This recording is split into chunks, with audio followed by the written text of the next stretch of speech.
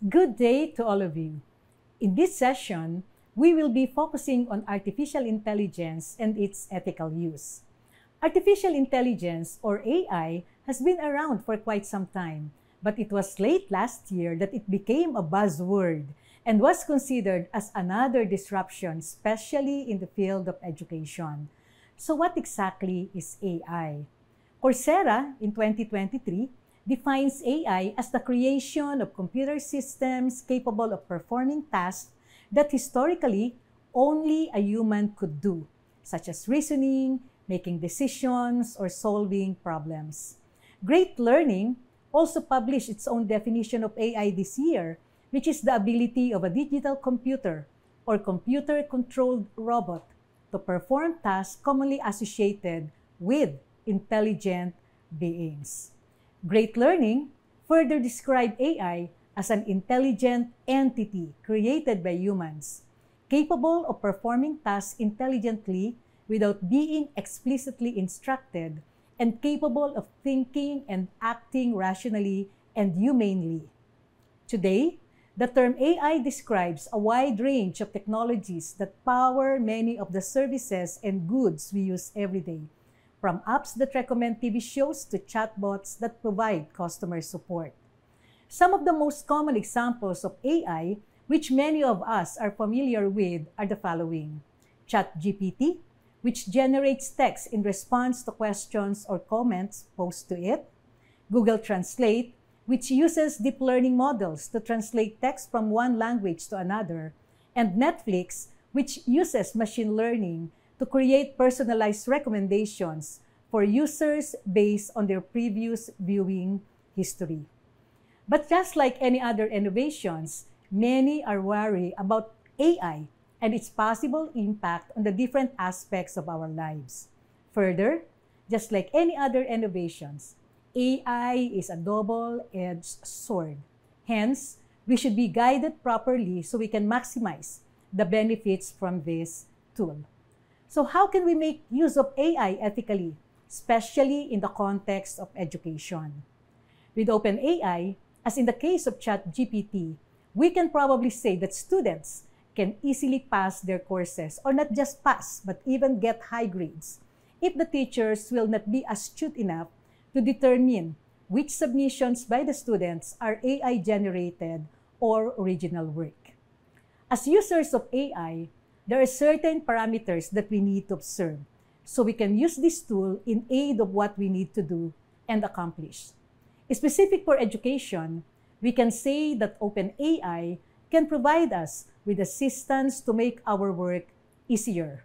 It can enable us to manage our time effectively, as we are relieved of some tasks that usually take so much time and efforts. And this is true for the different sectors of the education ecosystem. AI can help teachers prepare lesson plans, develop assessment mechanisms that will promote critical thinking, help in marking students' submissions, and provide timely and relevant information to enable provision of necessary learner and learning support system to the students. At the other side of the education ecosystem are the students who can freely access and use AI however they please. Hence, it is important that guidelines for its ethical use be laid down. Some examples are the following. Use AI appropriately. Keep in mind that AI is a tool and it will perform based on how we use it. If we ask stupid questions, chances are it will give stupid answers. It can help us look for information, do the crawling of the internet for us, which may be time-consuming, but that's it. It is not the ultimate reference material for academic works which students are expected to do and submit to satisfy course and degree requirements. Use AI tools with some degree of precaution. They do not assure that the information being provided is current and accurate. AI tools have been shown to hallucinate information, use other people's work without consent, and even provide biased data, which may include biases against gender, race, socioeconomic background, and religious beliefs, depending on the training data that was used to develop the model. There was even one publication which says that AI chatbots can give convincing but completely fictitious answers. And this was according to the Google search chip. This implies that we should have basic knowledge about the things that we are asking AI to do or to answer, so we can immediately validate the information that it is giving us. We can verify information using credible resources, written or published by the authority in the field. In using AI, therefore, it is important that we always strive for fairness and identify and mitigate possible biases. This means having a human on the loop or a human judgment and ethical reasoning, particularly when dealing with complex or morally sensitive situations. The third guideline is to be prepared to assume accountability and responsibility when using the AI tools. We cannot blame AI if it gave wrong or biased information and we use them. At the end of the day, it is our decision to first use the AI tool and second, use the information it gave us as our academic submission. Fourth, be mindful of data privacy and data protection.